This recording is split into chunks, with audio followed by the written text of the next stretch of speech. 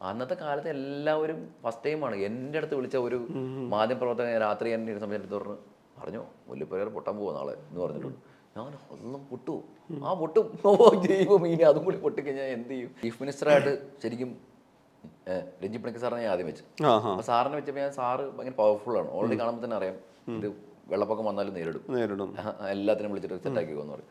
അപ്പോൾ അതിൽ ഒരു ഗുമ്മില്ല. അതായത് യഥാർത്ഥം സംഭവിച്ച ഇപ്പോൾ എൻ്റെ ലൈഫിൽ നമ്മളെല്ലാത്തിൻ്റെ അപ്പോൾ ആ സമയത്ത് ഞാൻ പറഞ്ഞില്ലേ നേരത്തെ രാത്രി 1:45 വീടിൻ്റെ പുറത്ത് 10:30 ഞാൻ TV ഓഫ് ചെയ്യുന്ന സമയത്തും ചീഫ് മിനിസ്റ്റർ പത്രസമ്മേളനത്തിൽ ഒന്നും പേടിക്കാനില്ല, എല്ലാം അണ്ടർ കൺട്രോൾ എന്ന് പറഞ്ഞിട്ടുണ്ടായിരുന്നു. അപ്പോൾ ഇവരുടെ കയ്യിലല്ല ഇവരുടെ ചീഫ് മിനിസ്റ്റർ വിചാരിച്ചാലും മിനിസ്റ്റേഴ്സ് വിചാരിച്ചാലും അവർക്ക് കിട്ടുന്ന ഇൻഫർമേഷൻസ് ആണ് ഇതെങ്ങനെ സെറ്റ് ആയിട്ടുണ്ട്, ഒന്നും പേടിക്കാൻ ഇവർ പറയുന്നതാണ്. അത് യഥാർത്ഥത്തിൽ ഇതിൻ്റെ ബാക്ക് സ്റ്റോറി ഉണ്ടാവും ഒരുപാട്. ഞാൻ വിചാരിക്കുന്ന സാധാരണക്കാരൻ്റെ വീട്ടിൽ എന്താണ് അവൻ അനുഭവിച്ചത്, അല്ലാതെ അവനൊരിക്കലും അറിഞ്ഞൂടാ ഈ മറ്റേ മീഡിയക്കാരോ അല്ലെങ്കിൽ മിനിസ്റ്റർ ചെയ്യുന്നതെന്ന് അവൻ അറിഞ്ഞൂടാ. അവനതിനെക്കുറിച്ച് എൻ്റെ ലൈഫ് തന്നെയാണ് അവൻ കാണിച്ചത്. അപ്പോൾ ഞാൻ ആ സമയത്ത് എൻ്റെ വീട്ടിൽ വെള്ളം കയറിയിട്ട് ഞാൻ ബൈക്ക് എടുത്ത് മറ്റേ സിറ്റോട് വെച്ചിട്ട് ഞാൻ മേളിൽ കൊണ്ട സമയത്ത് ഒരു ഹെലികോപ്റ്റർ പോകുന്ന മേളിൽ. അപ്പം ഞാൻ തെറിവിളിയാണ് അങ്ങോട്ട്, ചാവണ കാണാ നീയൊക്കെ ഞാനൊക്കെ ചത്തത് കണ്ടിട്ട് പോടാന്ന് പറഞ്ഞ്. അപ്പം എനിക്ക് അറിഞ്ഞൂടെ എന്താ സംഭവിക്കണമെന്ന്. അപ്പം ഈ സാധാരണക്കാരിലേക്ക് എത്തിയിട്ടില്ലേ ഈ സംഭവം എന്തായാലും. അതായത് നമുക്ക് ആർക്കും ഇപ്പോൾ അതിനുശേഷം 2019, 20, 21, 22, 23 വന്നു. 23 ഇപ്പോൾ ഈ വർഷം വെള്ളപ്പൊക്കം വരുന്നൊക്കെ പറയുന്നുണ്ട്. പക്ഷെ എന്നാൽ പോലും ഇനി നമുക്ക് എല്ലാവർക്കും അറിയാൻ പറ്റും എന്ത് ചെയ്യണമെന്ന്. അത് ഒരു ആരും കുറ്റം പറയാൻ വേണ്ടി എടുക്കുന്നതല്ല. പക്ഷെ അന്നത്തെ കാലത്ത് എല്ലാവരും ഫസ്റ്റ് ടൈമാണ് എൻ്റെ അടുത്ത് വിളിച്ച ഒരു മാധ്യമപ്രവർത്തകൻ രാത്രി എന്നെ ഒരു സമയത്ത് പറഞ്ഞു മുല്ലപ്പെരിയാർ പൊട്ടാൻ പോവാ നാളെ എന്ന് പറഞ്ഞിട്ടുണ്ട്. ഞാൻ ഒന്നും പൊട്ടു ആ പൊട്ടും ജൈവം ഇനി അതും കൂടി പൊട്ടിക്കഴിഞ്ഞാൽ എന്ത് ചെയ്യും അതായത് കയ്യിൽ നിന്ന് പോയിരിക്കുമായിരുന്നു എല്ലാവരും. അപ്പോൾ അതുകൊണ്ട് ഇതിൽ വേണമെങ്കിൽ എന്താ പറയുക ഒരു വലിയ പ്രസ്ഥാനം നമ്മൾ മലയാളികളല്ല. അപ്പം ഞാൻ അതല്ല നമുക്ക് കാണിക്കേണ്ടത്, അത് ശരിക്കും ഉണ്ടായിക്കണം, അത് എല്ലാവരും അറിഞ്ഞ കാര്യം. ഇപ്പോൾ നേരത്തെ ചേട്ടൻ പറഞ്ഞ പത്രത്തിലും TV യിലും വന്ന് എല്ലാവർക്കും അറിയാം എല്ലാവരും ചെയ്ത കാര്യങ്ങൾ. ഞാൻ ആരെയും ഇപ്പോൾ എയർലിഫ്റ്റ് ചെയ്ത അവർ മാത്രമാണ് ഒരു എന്താ പറയുക ഒരു ആർമിയുടെ ഭാഗത്ത് വരുന്ന പടത്തിൽ ആ പടം ഒരേ ഒരു ടീം അവരാണ്. ഒരു പിന്നെ സർക്കാർ സംവിധാനം എന്ന് പറയുന്നത് അല്ലേ.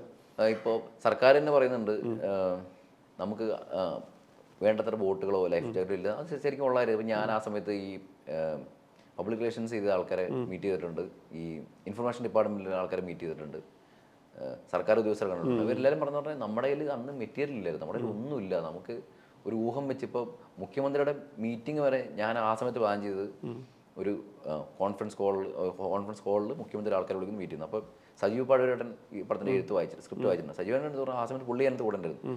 അങ്ങനത്തെ ഒരു അവസ്ഥയിലല്ലെന്ന് ഒരു കോൺഫറൻസ് കോളിൽ മുഖ്യമന്ത്രി അങ്ങനെ മീറ്റിംഗ് ഒന്നുമല്ലോ, എവിടെയാണോ മീറ്റിംഗ് അവിടെ മീറ്റിംഗ്, കിട്ടുന്ന കസേര വിളിച്ചിടുന്ന അവിടെ മീറ്റിംഗ്, ഏതായിരുന്നു മൂടെന്ന് പറഞ്ഞു. അപ്പം എനിക്കത് എനിക്കറിയാം എന്താ സംഭവിച്ചത്. അപ്പോൾ അതുകൊണ്ട് ഞാൻ പടത്തിൽ അങ്ങനെ തന്നെ വെച്ചാൽ പുള്ളി ഒരു സ്ഥലത്ത് വരുന്നു, കിട്ടുന്ന കസേരയിലിരിക്കുന്നു, മീറ്റിംഗ് കൊടുക്കുന്നു പെട്ടെന്ന്. അപ്പോൾ ഇന്ന് പറഞ്ഞ പോലെ അതിലോട്ടൊന്നും കൂടുതൽ പോകാൻ ശ്രമിച്ചു. കാരണം അതൊക്കെ ഒരു സിനിമാറ്റിക് സാധനങ്ങളല്ല. അത് എല്ലാവർക്കും അറിയാം. ഒരു ഡോക്യുമെൻ്ററി ഫീൽ വരുമ്പോൾ എല്ലാവരും വരും, ഒരുമിച്ച് വരും, കമോൺ, ആ മൂടാണ്. ഇപ്പം ഞാൻ പോലും പടത്തിൽ റിയൽ ലൈഫ് ഹീറോസ് എന്ന് പറഞ്ഞ് ചാക്കോച്ചൻ മറ്റേ കൈയടിക്കുന്ന സീനുണ്ട്. അത് കണ്ടപ്പോൾ പടം കണ്ടപ്പോൾ ഞാൻ ചെയ്തത് തൂക്കായിരുന്നു, വേണ്ടായിരുന്നു എന്ന് തോന്നിയിട്ടുണ്ട്. അതായത് നമ്മളിതിനകത്ത് പറയുന്നത് നമ്മൾ എല്ലാം സംഭവിച്ച കാര്യമില്ല, നമ്മൾ കാണിച്ച പോലെ. അതായത് ഒരു ഫിലിം മേക്കറുടെ ഒരു സ്വാർത്ഥത ഉണ്ടാവുമല്ലോ എന്തായാലും.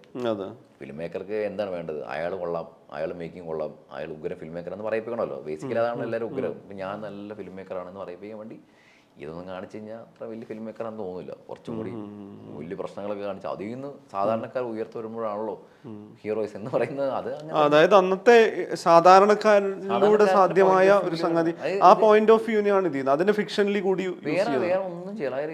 എന്തോരം വരെ കാണിച്ചാൽ ഇത് ഞാൻ ഇതുമായി ബന്ധപ്പെട്ട കമന്റിൽ വന്നൊരു സാധനം ഈ മറ്റേ വൈറസുമായിട്ട് കണക്ട് ചെയ്ത സാധനം. പിന്നെ ഈ ബോട്ടുകൾ ഇത്രയും വന്ന മത്സ്യത്തൊഴിലാളികളെ കേരളത്തിന്റെ സൈന്യം എന്ന് പറഞ്ഞ ഒരു പള്ളിയിൽ നിന്ന് പിന്നെ ആഹ്വാനം ചെയ്യപ്പെട്ട പ്രകാരമാണോ വന്നത്, അതോ രാഷ്ട്രീയ നേതൃത്വത്തിന്റെ ഇടപെടലാണോ എന്നൊക്കെ ഉള്ള സാധനം ഒരു കമന്റായി വന്നിരുന്നു. ഒരു പള്ളിയിലച്ഛൻ ആഹ്വാനം ചെയ്ത പ്രകാരമാണ് ഇത്രയും ബോട്ടുകൾ വന്നത് എന്നൊക്കെ ഉള്ളത്. അത് ശരിക്കും ഞാൻ അന്വേഷിച്ചു. അതായത് അന്ന് ശരിക്കും സംഭവിച്ചത് ഒരു കളക്ടർ ത്രൂ ആണ് സംഭവിച്ചത്. അപ്പോൾ കളക്ടർ ഒരു പള്ളിയിലച്ഛനെ വിളിച്ചിട്ട് അങ്ങോട്ട് ആവശ്യപ്പെടുകയാണെന്ന് ഞാൻ അറിഞ്ഞത്. അതായത് പുള്ളി അങ്ങോട്ട് ആവശ്യപ്പെട്ടിട്ട സമയത്ത് അവർ അച്ഛൻ പറഞ്ഞു എൻ്റെ പള്ളിയിലൊരാൾ വിളിക്കാന്ന് പറഞ്ഞാൽ അച്ഛൻ തന്നെ മണിയടിച്ച ആൾക്കാർ വരികയും അന്ന് 6 പേരും കണ്ട് ആദ്യം പോയി.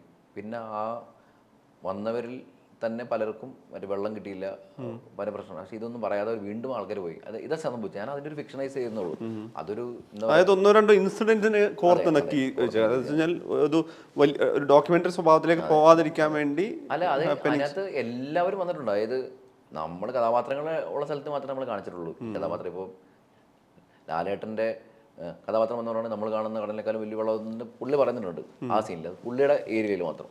അതുപോലെ ഇപ്പോൾ കണ്ണൂർ, കോഴിക്കോട്, തൃശ്ശൂർ, ട്രിവാൻഡ്രം, അങ്ങനെ എത്ര സ്ഥലത്ത് ആൾക്കാർ ഇങ്ങനെ ചെയ്തിട്ടുണ്ടാവും. അപ്പം എല്ലാം കാണിക്കാൻ പറ്റില്ല.